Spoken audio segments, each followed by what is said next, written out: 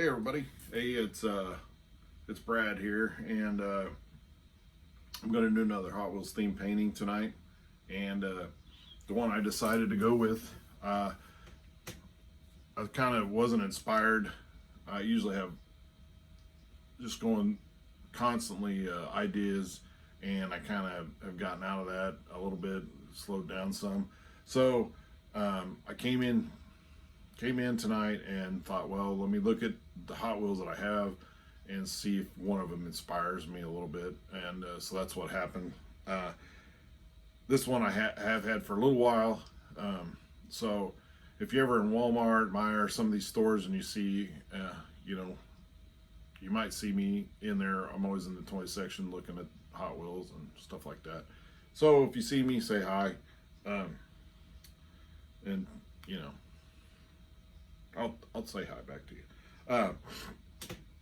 at least. Anyway, so this is the car that we're going to use. Nice blue car, red interior. It's got yellow flames on the side. I can't see really what that logo is and what it says, but my glasses aren't that good. So this is the car that has inspired me. I've had it for a little while, and I had thought about doing this one, and I just never did. I found something else, and I was like, that inspired me more, so I started. And so this one, I've kind of had my eye on, one to do. So I'm going to do that. The last one actually that I was thinking of doing is a Back to the Future one with the DeLorean, and I do collect Hot Wheels myself, so I do have a number of Hot Wheels. And so I went through my collection, and I thought I had at least two, maybe three of them, and it turns out I only have one, and which I don't mind using, but it's the one where the wheels are turned out with that. It's the flying one, and I didn't want that because I'm wanting to do one with a black negative space with the white, kind of trying to do a lightning, and then the flames coming out the back, like it was in the movie. And so anyway, so that's the one I was wanting to do. So that one has kind of been going through my head on the techniques that I'm going to use and everything. And so we have a nice little kind of like a flea market type place, close to where I live. We live out in the country, so it's about 10 miles up the road in the next town. And I wanted to go there this weekend. We didn't get around to it. We went and saw the grandkids and spent some time in Indianapolis with them.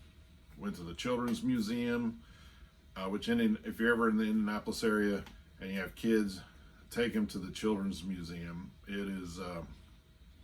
It's a pretty good museum. And so that's just a plug for them. They don't pay me to do that, but anyway, so I didn't have a chance to go there this weekend to look for the DeLorean, because usually there's quite a few booths there that sell Hot Wheels, and that's where I do get some of mine, because anymore, the Walmarts, the Meijers, the Targets, when I go in, there's hardly anything there anymore. And I mean, every now and then I'll find a few, but usually they're not that good anymore, especially since I've been going in there to try to find Hot Wheels for these paintings, and then all of a sudden it's like, sorry. So what we're going to do is I'm going to do a white negative space, because I think it's got that clean classic look to it, and the blue will really pop on it. And I'm going to use blue. I use the white Artist Loft. That's the only paint brand that I use white. I don't use any other brand. Which, if you want to see, I get these quart bottles. So this is the Artist Loft white. I only use this for any white that I use this. And also black. So I have a black here, so this is the only black that I use. Whenever I use black, this is the black I use. Doesn't mean that you can only use it. Use whatever you like, whatever makes you feel happy and that you're happy with. This is the blue I'm going to use. It is also Artist Loft. It's not the only blue I use other blues. And then I'm going to put some red in it because it does have red interior on the car. So I'm just put a little bit of red in it just to give it a little bit more color. Also Arch Red. If you want a nice deep bold red that really sticks out or grabs you, I suggest you use this one. I use others, but that's a good one to do. And then I'm going to use a fluorescent yellow. This is the Master's Touch. I got it at Hobby Lobby. And I get the Artist Loft Michaels. I think that's their brand. I'm not sure, but I know that's the only place I can get it. So that's what I'm going to do. The consistency that I use is going to be a lot thinner because this is going to be in a Dutch pour. Now, Dutch pour, from what I understand, is just blowing it out with something like either your breath or through a straw or with a hair dryer or with a, whatever. Anything that flows air and can move it around the canvas. So what I like to do is get a consistency of, add distilled water to mine. I learned that in a video when I was first learning, so I've always just used distilled water. We live in the country, like I said, and it's hard water, and it goes through water softener, and we use the, have to put the rust salt pellets in it and stuff, so it's probably not the best for putting in paint. So anyway, I use distilled water. It's cheap. You can buy a gallon of it at Walmart for 89 cents, I think it is, something like that. And it does last a long time. So my consistency, I add water a little bit at a time because you can add more water. I've never been successful at trying to get the water back out. I don't know what happened. So my consistency is when I dip in and let it run off the stick back into the paint, I want it to go right in, not build up like in a little mound. You know what I mean? Just go straight in. That's when you have enough water in it. That's a good consistency. Try to get all your paints in that same consistency. The reason you want to have it all the same is because when you're blowing it, it'll all blow the same. And you won't have one that's thicker and won't want to blow at all. Or won't blow as fast, or it'll clump up. You'll do all sorts of stuff that you don't want to do. So that's what we're going to do. I'm going to get these stirred up. I got the Floetrol in, the paints are in there. I just haven't mixed them yet. The most boring part of doing a painting. And, but we got to get to it. So that's what we're going to do. So I'm not going to film me mixing them. It's really boring. Probably not as boring as sitting here listening to me talk for too long, but we'll get started and get this painting going. All right, we're finally going to get started on painting. Whew. I tell you, I've been working on trying to talk a little bit more. I'm kind of a quiet person at times, and usually when I'm painting, I'm not thinking about talking. I'm just wanting to paint. So I'm going to try to talk a little bit more. Usually I fast forward through this because it's pretty boring, but hey, what are you going to do? So what I'm doing is I bought this tool because it's a nice tool to spread stuff around, and it does get it spread a lot faster. I've seen some people online use a blow dryer to blow it around. You can tilt it, you can do whatever you want. There's nothing that says you have to do it the way I do it, because I sure as heck know I don't do it like how everybody else does it. Yeah, I pick up tricks of the trade from other people. I usually modify it to what I want to do. Or that works best for me, I guess is a better way to say it. It's still the way I want to do it. So, speaking of doing it the way I want to do it, I've noticed I do a lot of vendor shows. Well, not last year, but stinking COVID. I've always noticed about every show I do, every vendor event I do, I got people always in my booth, which is a good thing. And it never fails. There's somebody will come by, and because, you know, I'm somewhat successful in selling paintings. I mean, I'm not trying to brag or anything, but I've sold a lot of paintings. And so it seems like every time I do a show, somebody comes along and tells me what I need to be doing. Oh, you need to be selling this, or you need to be painting this, or,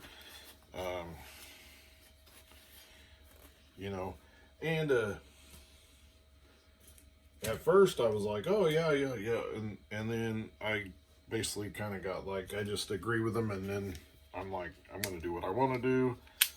I'm having fun with what I'm doing. I'll take it under advisement, but probably not going to do it.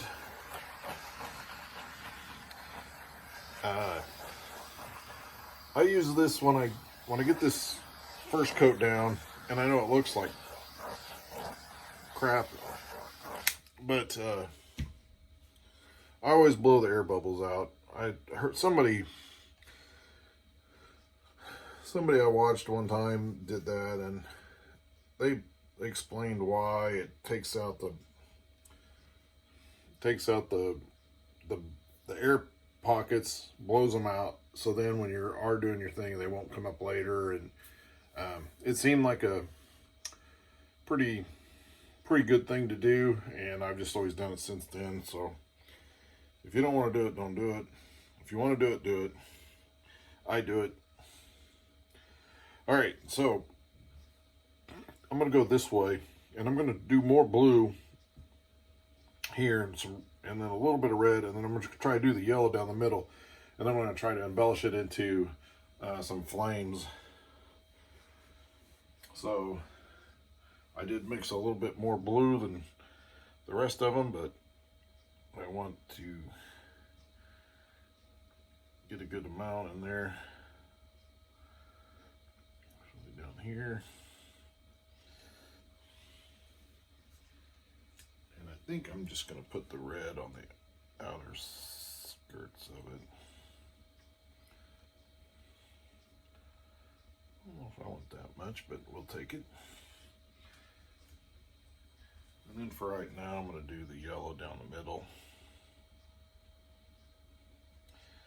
And as you can tell, that will sink. You can already see it kind of sinking. It's turning green. I'm going to blow these air bubbles out. I don't know if you can see that in the video, but it's blowing them out. Then I'm going to take some more white, pour it around there, because I'm going to blow the white up on the some black on there. Gonna get out any. I don't strain my Floetrol, so I do get some clumps in there sometime, and so I try to get those out. That wasn't what I took out. It was a black something. I don't know if it fell out of my beard or something I ate earlier fell out of my beard. I don't know.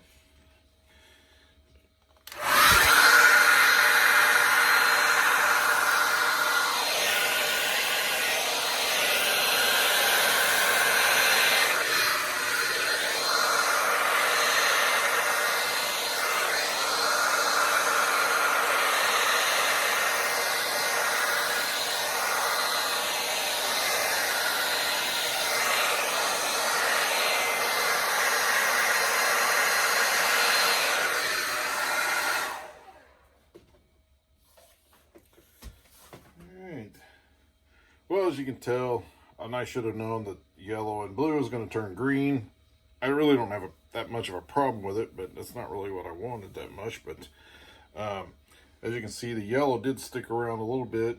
I don't know if I'm going to get any flames out of it, but I might add a little bit more on the side here, just to see if I can get some, maybe down there, maybe just a little right in here. I do like the cells right in here, so I don't really want to disturb that too much. I might put a little yellow on this side too, just to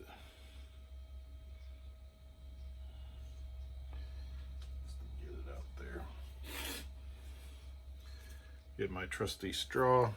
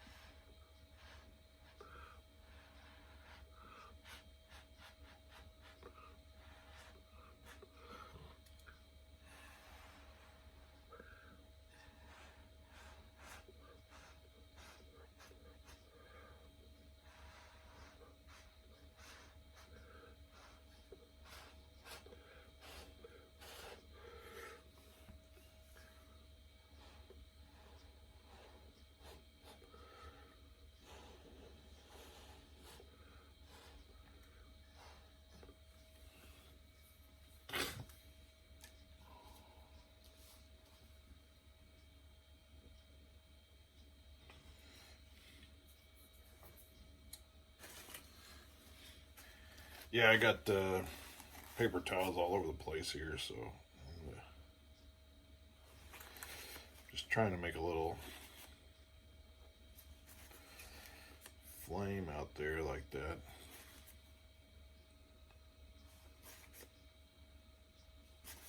Try to get those flames going.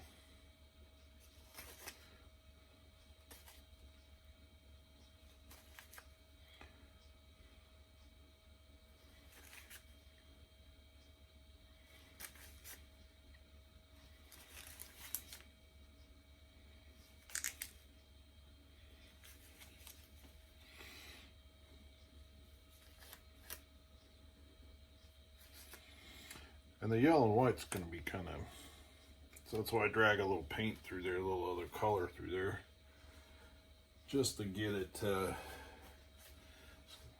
that yellow will show up a little bit better at the, oh, there's another black thing right there. Is that a bug or is that, I don't know what that was.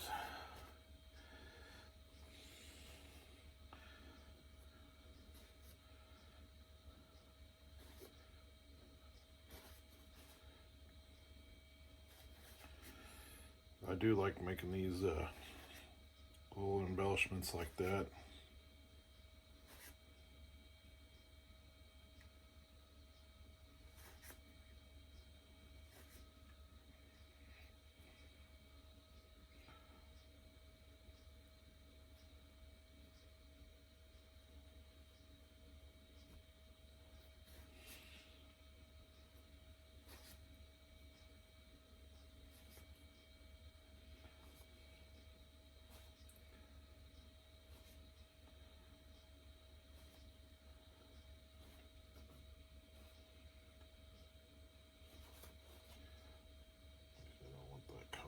There.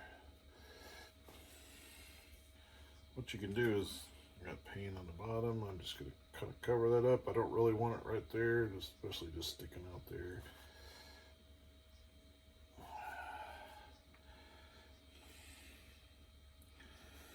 All right.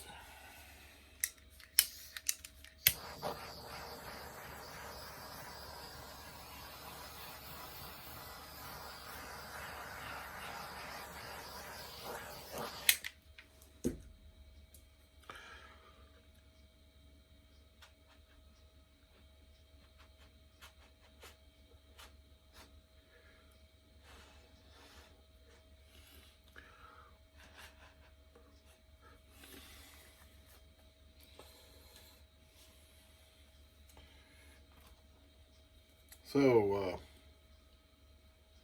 this is what it'll kind of look like. A little bit more green than I wanted because there's not really any green in this, but that'll be alright. It'll still look cool. I do like all this lacing here. Hopefully it'll dry that way. It won't sink anymore. There's quite a bit in here that I like. I kind of wish there was more right in here, but what are you going to do? I can try to blow it out, but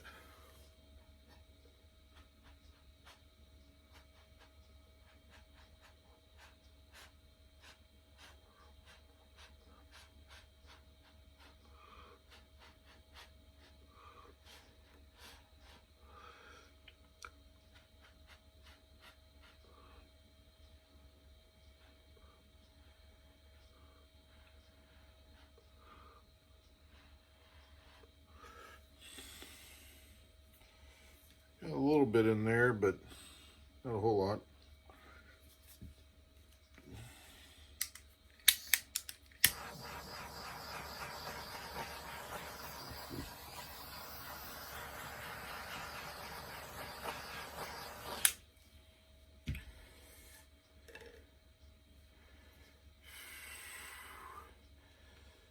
And as usual, I got a lot of paint left, so I'm gonna have to cover that up, and I can use that for another painting.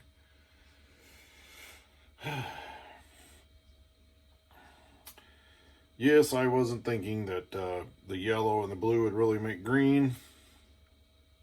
I knew that it would, but I just kind of didn't think about it. So, yeah, that's not what I really wanted, but try to get this to...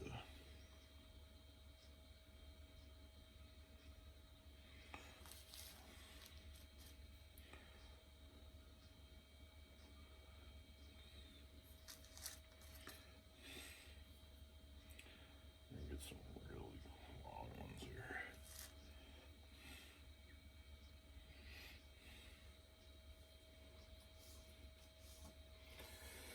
All right, so the next step is to basically let it dry.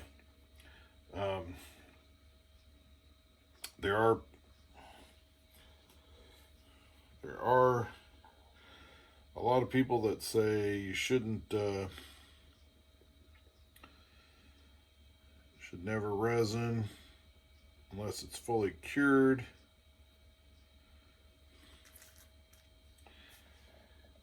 I am not one of those people.